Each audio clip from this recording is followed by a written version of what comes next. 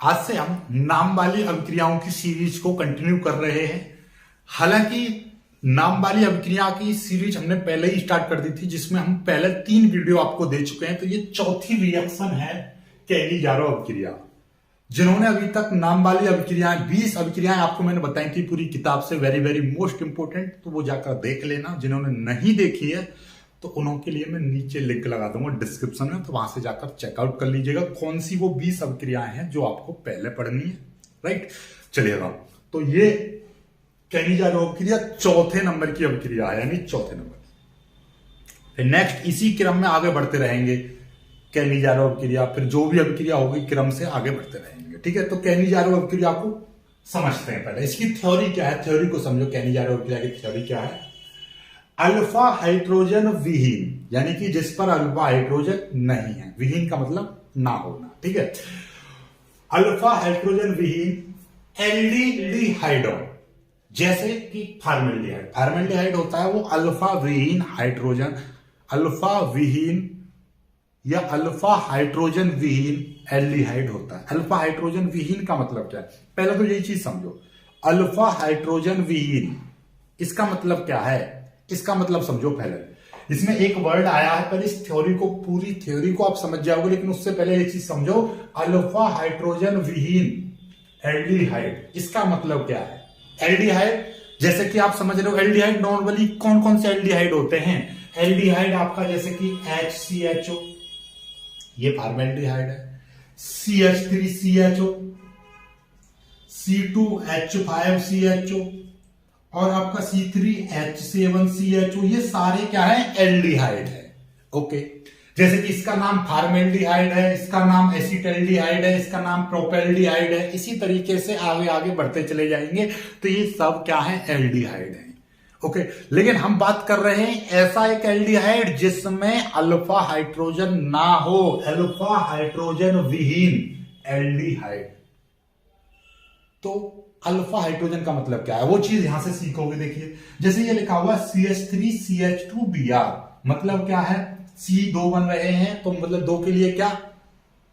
एक के लिए मैथिल, ये हो गया एथिल। एथिल ब्रोमाइड लिखा हुआ है। ये क्या लिखा हुआ है? एथिल ब्रोमाइड, यानी कि C2H5Br, ये है एथिल ब्रोमाइड। इसी की संरचना को खोल देंगे हम CH3CH2Br, और इसकी संरचना खोल दो तो ये क्या हो जाएगा? ये इस तरह से एक हाइड्रोजन, एक हाइड्रोजन, एक हाइड्रोजन, फिर यहां पर आपका एक कार्बन, एक हाइड्रोजन, एक हाइड्रोजन, और यहां पे लग गया Br। तो ये ब्रोमीन समूह इधर जुड़ा हुआ है, तो यहां से हम गिनती करेंगे तो ये पहला कार्बन, ये दूसरा कार्बन, इस तरीके से गिनती होगी। लेकिन यहां पे जब अल्फा की बात चल रही है तो इस पहले कार्बन को ही हम बोलते हैं अल्फा कार्बन। क्या बोलेंगे इसको? Alpha carbon. और ये दूसरा वाला जो कार्बन है, हम इसको बोलेंगे बीटा कार्बन। समझ में आ गई? तो अब समझ गए होंगे आप, अल्फा कार्बन ये है और ये बीटा कार्बन है। दूसरे नंबर वाले को बीटा कार्बन, तीसरे नंबर को गामा, इस तरह से होता है। और अल्फा कार्बन पर जुड़े हाइड्रोजन परमाणुओं को हम बोलेंगे अल्फा हाइड्रोजन। जैसे कि ये पहले कार्बन पर कौन कौन से हाइड्रोजन परमाणु जुड़े हुए हैं? ये वाले, ये और ये जुड़ा हुआ है और ये जुड़ा हुआ है, तो इसको बोलेंगे हम अल्फा हाइड्रोजन। समझ में आ गई बात? और ये वाले जितने भी ये हैं, ये और ये वाले, तो ये क्या है? आपके बीटा हाइड्रोजन। समझ में आ गई बात? तो अब आपसे पूछ ले कोई भी, what is the alpha carbon, what is the alpha hydrogen, what is the beta carbon, what is the beta hydrogen, तो आप समझ जाओगे कि पहले कार्बन से जुड़े हुए हाइड्रोजन परमाणुओं को हम बोलते हैं अल्फा हाइड्रोजन, दूसरे कार्बन से जुड़े हुए हाइड्रोजन परमाणुओं को बोलते हैं बीटा हाइड्रोजन। पहले कार्बन को बोलते हैं हम अल्फा कार्बन, दूसरे कार्बन को बोलते हैं हम बीटा कार्बन, तीसरे कार्बन को बोलेंगे हम क्या? Gamma carbon. इस तरह से एक इसका भी एग्जांपल ले लो, इसमें भी समझ जाओगे आप। इसमें भी डायरेक्टली क्या दे रखा है? CH3 single bond CH2 single bond CH2OH, इस तरह से दे रखा है। तो अब आपको पता है कि वो OH इधर जुड़ा हुआ है समूह, तो यहां से हम गिनती करेंगे तो ये वाला कार्बन कौन सा, अल्फा कार्बन, ये वाला कौन सा, बीटा कार्बन, ये वाला कौन सा, गामा कार्बन। ठीक है, अब ये वाले जो हाइड्रोजन हैं, ये वाले अल्फा हाइड्रोजन, ये वाला बीटा हाइड्रोजन, ये वाला गामा हाइड्रोजन। सिंपल, काम खत्म। समझ में आके बात। तो अब हमको कौन सा लेना है, ऐसा एल्डिहाइड लेना है जिसमें क्या बोला है, अल्फा हाइड्रोजन ना हो। सिंपल सी बात है, बात खत्म। तो ऐसा कौन सा होता है, ऐसा बोलते हैं उसको फॉर्मेल्डिहाइड। एक ऐसा एल्डिहाइड होता है जिसमें अल्फा हाइड्रोजन नहीं होता है। ठीक है, अल्फा हाइड्रोजन विहीन। ठीक, चलिएगा अब आगे बढ़ते हैं। तो ये चीज तो आप समझ गए। ठीक है, नॉर्मली एक और कॉन्सेप्ट ये है कि ये आपका HCHO है और एक समझ लीजिए CH3CHO है। तो यदि इसकी संरचना ऐसे समझो, CH3 सिंगल बॉन्ड CHO और ये अपने आप में HCHO। याद रखना, जब ये वाला समूह यहां पर जुड़ा होता है, इस वाले कार्बन को हम अल्फा कार्बन नहीं, इस वाले को बोलेंगे अल्फा कार्बन। ये वाला है आपका अल्फा कार्बन। समझ में आ गई बात। जब ये अल्फा कार्बन है तो इसमें क्या होगा, ये वाले क्या कहलाएंगे, अल्फा हाइड्रोजन कहलाएंगे। ये कहलाएंगे आपके अल्फा हाइड्रोजन कहलाएंगे। समझ में आ गई बात। तो जब ये इसमें अल्फा हाइड्रोजन ये है तो इसका मतलब क्या हुआ, इसमें ये वाला अल्फा नहीं जुड़ेगा, ये वाला अल्फा कार्बन नहीं है। तो जब ये वाला अल्फा कार्बन नहीं है तो इसका मतलब ये हुआ कि इसमें आपका अल्फा कार्बन है ही नहीं। इसमें क्या अल्फा कार्बन आपका मौजूद नहीं है, क्या इसमें मौजूद नहीं है। तो इसमें जब अल्फा कार्बन ही नहीं है तो अल्फा कार्बन से जुड़ने वाले हाइड्रोजन परमाणु भी नहीं है। तो इसीलिए इसको बोला गया है कि ये अल्फा हाइड्रोजन विहीन एल्डिहाइड है। मतलब इसमें अल्फा हाइड्रोजन नहीं है। एक और ले लो, CH3 single bond CH2 single bond CHO, ये है आपका। तो इसमें भी आपका यहां से नहीं, यहां से गुणा जाएगा अल्फा और ये है बीटा। तो ये अल्फा हाइड्रोजन, ये बीटा हाइड्रोजन, इसमें भी ये यहां से नहीं काउंट होगा। समझ में आ गई बात। इसको यहां से नहीं काउंट करा जाएगा। क्लियर है बात। तो यहां से समझ में आ गई कि इसमें क्या है, अल्फा हाइड्रोजन उपस्थित नहीं है। चलिए तो अब अपनी रिएक्शन को कर लेते हैं। ठीक, चलिएगा। तो अब आपकी थ्योरी बहुत इजीली समझ में आ जाएगी। क्या अल्फा हाइड्रोजन विहीन एल्डिहाइड, जैसे कि आपका फॉर्मेल्डिहाइड को सांद्र NaOH के साथ गर्म करते हैं तो इस क्रिया में एक एल्कोहल तथा एक वसीय अम्ल का लवण प्राप्त होता है। इसी अभिक्रिया को हम केनिजारो अभिक्रिया कहते हैं। मतलब सीधा सा सिंपल सा फंडा है। क्या फंडा है कि भैया हमको जैसे कि एक अल्फा हाइड्रोजन विहीन एल्डिहाइड, जैसे कि मेरे पास में हो गया फॉर्मेल्डिहाइड। क्या है ये, फॉर्मेल्डिहाइड। और इसको हम किसके साथ, NOH, सांद्र NOH के साथ हम क्या कर दें, इसको गर्म कर देते हैं। तो एक एल्कोहल और एक वसीय अम्ल का लवण, वसीय अम्ल का लवण जैसे कि आपका यहां पर सोडियम जुड़ा हुआ है और HCHO की क्रिया हो रही है। जैसे पिछली क्रियाओं में मैंने बताया था, जब भी यहाँ पे कार्बन दिखाई दे जाए और सोडियम दिखाई दे जाए तो आपको एक लवण तो बनना ही बनना है, जिसका नाम है HCOONA। इसका नाम सोडियम फॉर्मेट, सोडियम फॉर्मेट, ये तो बनता ही बनता है। तो यही है आपका वसीय अम्ल का लवण। ये क्या है, एक वसीय अम्ल मान लीजिए और ये वसीय अम्ल का क्या बन गया, लवण बन गया। ओके, चलिएगा। तो ये तो हमको पता ही है कि जब फॉर्मेल्डिहाइड में सांद्र NOH मिलता है तो आपका सोडियम फॉर्मेट तो बनना ही बनना है। यहां पर एक अम्ल भी बनेगा। अम्ल क्या बना लिया हमने, जैसे एक कार्बन है तो एक कार्बन से आप ऐसा समझो CH3OH, एक अम्ल बना लो, मैथिल एल्कोहल बना लो, कोई दिक्कत नहीं है। ठीक है, क्या बन गया, एक अम्ल बन गया, मैथिल एल्कोहल, मैथिल एल्कोहल बन गया।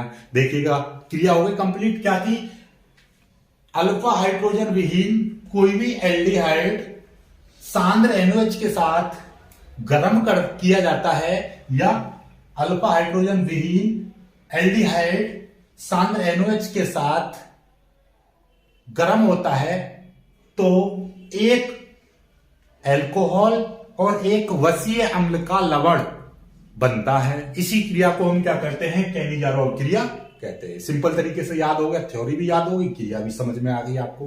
लो। अब बस इसमें संतुलित करना रह गया है। इस रिएक्शन को संतुलित कैसे करेंगे? यहां पर कार्बन कितना है? कार्बन है यहां पर 1 और यहां पर कार्बन कितने? 1 और 1 2 है। तो हमने क्या कर दी, इसमें 2 की मल्टीप्लाई कर दी। 2 कार्बन इधर 2 कार्बन इधर, बराबर। इधर Na कितना है? 1, इधर भी Na है 1, Na भी बराबर हो गया। अब उसके बाद में हम क्या करेंगे? हाइड्रोजन को बाद में बराबर करना, पहले O देख लो। O कितने हैं? यहां पर 1 है लेकिन 2 की मल्टीप्लाई हो रही है, 2 ऑक्सीजन परमाणु और 1 ये रहा, 3 ऑक्सीजन परमाणु है। इधर देखो जरा, 1 और 2 ये रहे 3, इधर भी 3 ऑक्सीजन, इधर भी 3 ऑक्सीजन। जब ऑक्सीजन बराबर है तो हाइड्रोजन अपने आप ही लगभग बराबर हो जाता है। देखिए कैसे, यहां पर हाइड्रोजन कितने? 1 और 1 2 है, 2 की मल्टीप्लाई हो रही है बाहर, तो कितने हो गए? 2 दूनी 4 हाइड्रोजन परमाणु हो गए। इधर कितने? 1 ये रहा, 5 हाइड्रोजन परमाणु है। इधर कितने हाइड्रोजन परमाणु है? 3 और 1 4 और 1 ये 5। तो मतलब लगभग नहीं, सारे ही परमाणु बराबर हो गए। बस तो यही रिएक्शन है, यही आपकी रिएक्शन, पूरी रिएक्शन होगी, काम खत्म, समाप्त। पहली रिएक्शन समझ में आ गई ना? अभी इसी तरीके से हर रिएक्शन आपको हाथों हाथ याद हो जाएगी। क्लियर है बात? तो ये सारी चीजें। अब आ जाते हैं अपनी पांचवी रिएक्शन पर। पांचवी रिएक्शन क्या है ये देखिएगा, फ्रीडल क्राफ्ट अभिक्रिया। वेरी वेरी इंपोर्टेंट अभिक्रिया है, क्योंकि ये तो वेरी इंपोर्टेंट अभिक्रियाओं की ही सीरीज है, इसलिए तो इसमें तो कोई इंपोर्टेंट बताने की भी जरूरत नहीं है। चलिए तो फ्रीडल क्राफ्ट अभिक्रिया को समझेंगे। देखिए क्या है, एसिटिल क्लोराइड। एसिटिल क्लोराइड का फॉर्मूला आपको पता होना चाहिए, जिसको नहीं पता अभी हम बताएंगे, याद कर लेना। एसिटिल क्लोराइड निर्जल एल्यूमिनियम क्लोराइड की उपस्थिति में बेंजीन से क्रिया करके एसीटोफिनॉन बनाता है। इसी क्रिया को हम फ्रीडल क्राफ्ट अभिक्रिया कहते हैं। बहुत ही सिंपल है, 3 वर्ड हैं क्या? एसिटिल क्लोराइड, निर्जल एल्यूमिनियम क्लोराइड यानी कि AlCl3 की उपस्थिति में बेंजीन से क्रिया करके एसीटोफिनॉन बनाता है। इसी क्रिया को हम फ्रीडल क्राफ्ट अभिक्रिया कहते हैं। तो देखिएगा क्या बोला था हमने, एसिटिल क्लोराइड CH3COCl, ये क्या है? ये है आपका एसिटिल क्लोराइड। एसिटिल क्लोराइड किसकी उपस्थिति में? AlCl3, और वो भी कैसा? निर्जल। उपस्थिति का मतलब क्या है कि ये उत्प्रेरक की तरह व्यवहार करेगा, उत्प्रेरक का व्यवहार करेगा, अब पर अभिक्रिया में भाग नहीं लेगा। एसिटिल क्लोराइड निर्जल AlCl3 की उपस्थिति में बेंजीन यानी कि ये बेंजीन से क्रिया करके एसीटोफिनॉन बनाता है। एसीटोफिनॉन का मतलब क्या है? देखिए यही समझ जाएगा। एसीटोफिनॉन, देखो ये पूरा जो समूह है ये बेंजीन पर आके जुड़ जाता है। बेंजीन की संरचना क्या होती है? यही है। जब मैंने इसमें से क्या है, इसमें से एक हाइड्रोजन परमाणु निकलेगा तो इस तरह से आ गया ये, और इस पर क्या जुड़ गया? ये CH3CO जुड़ गया। क्या जुड़ गया? CH3CO जुड़ गया, राइट। इसी चीज को आप घबराने की जरूरत नहीं है, इसी चीज को आप क्या बोलते हो? एसीटोफिनॉन। ये कोई अजीब चीज नहीं है, यही है आपका एसीटोफिनॉन। एसीटोफिनॉन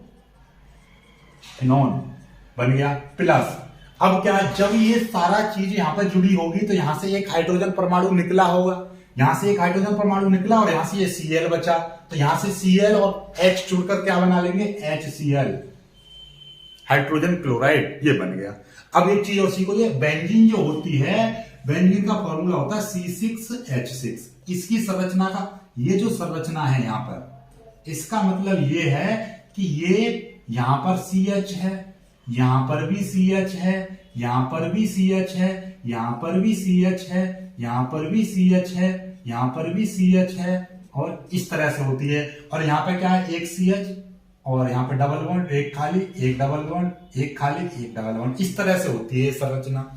हुआ क्या यहां पर? हुआ क्या कि यहां से एक हाइड्रोजन परमाणु निकला और यहां पर क्या जुड़ गया? यहां पर आपका ये बॉन्ड हटेगा और यहां पर एक बॉन्ड यहां पर लग गया, इस कार्बन का एक बॉन्ड यहां पर जुड़ा और यहां से क्या बन गया? यहां से आपका बन गया ये वाला CH3CO, ये बन गया। लेकिन अब आपको एक चीज और दिखाई दे रही होगी, इस कार्बन पर तो कितने बनने चाहिए? आपकी 2 संयोजकता पूरी होनी चाहिए, तो यहां पर 2 बन गया। यहां से एक हाइड्रोजन परमाणु जो निकला था ये वाला यहां से एक हाइड्रोजन परमाणु ये गया था, यहां से हाइड्रोजन परमाणु गया और इसकी जगह पे ये CH3CO आ गया। इस वाले बॉन्ड से कोई छेड़खानी नहीं करनी है, ठीक है। तो ये अब यही संरचना ये है, क्योंकि यहां से ये सारी की सारी, इसका मतलब यही हो गया ये वाला, ठीक। और यहां पर आपका CH3 और CO जुड़ गया, काम खत्म। तो ये अभिक्रिया इस तरह से बन गई, ठीक है। और यहाँ पर ये बीच में बेंजीन की रिंग लगा देते हैं, तो ये आपका एसीटोफिनॉन बन गया। क्लियर होगी बात। तो होता क्या, याद रखना, यदि यहाँ पर कोई चीज बाहर से आके जुड़ेगी, यानी कि बेंजीन के परमाणु इस तरह से, यहाँ से एक हाइड्रोजन परमाणु निकालेंगे, जगह बन गई, और यहाँ पर दूसरी चीज ज्वाइंट कर दी, तो यहाँ पे एक हाइड्रोजन परमाणु। सदैव याद रखना, बेंजीन पर यदि कोई दूसरा परमाणु या दूसरा कोई समूह आके जुड़ेगा, तो वहां से एक हाइड्रोजन परमाणु निश्चित रूप से निकलता है। जब एक परमाणु यहां से हाइड्रोजन निकल गया, तो वो इस Cl के साथ जुड़कर क्या बना लेगा, HCl बना लेगा। ये बन गया HCl। इसका नाम कमेंट करो। अभी मैंने बताया था वीडियो में, लेकिन फिर से आपसे पूछ रहा हूं, इसका नाम क्या है। क्लियर होगी बात। तो ये आपका इस तरह से ये बन चुका है। क्लियर, यहां से ये चीज आपको सब कुछ समझ में आ गई होगी, ठीक। तो कभी भी याद रखना, जब हाइड्रोजन बेंजीन में कोई भी चीज यहां से आके जुड़ेगी, तो क्या होगा, यहां से एक हाइड्रोजन परमाणु निकल जाता है। तो ये यहाँ पर ये वाला समूह ये टोटल यहाँ पे जुड़ गया, हाइड्रोजन यहां से निकला, Cl यहां से मिलकर क्या बन गया, HCl बन गया। लो होगी संतुलित, काम खत्म, बन गया ना फ्रीडल क्राफ्ट अभिक्रिया। बहुत ही सिंपल अभिक्रियाएं, कोई ज्यादा बड़ी नहीं है। बस आगे की 5 रिएक्शन हो चुकी हैं, 15 और बची हैं। अब लगातार 5-5 रिएक्शन का पार्ट करा रहा हूं, 2-3 पार्टों में खत्म। वीडियो को लाइक करना, अपने दोस्तों तक शेयर करना और चैनल को सब्सक्राइब जरूर कर लेना। मिलेंगे कुछ अच्छी वीडियो में, तब तक के लिए बाय बाय।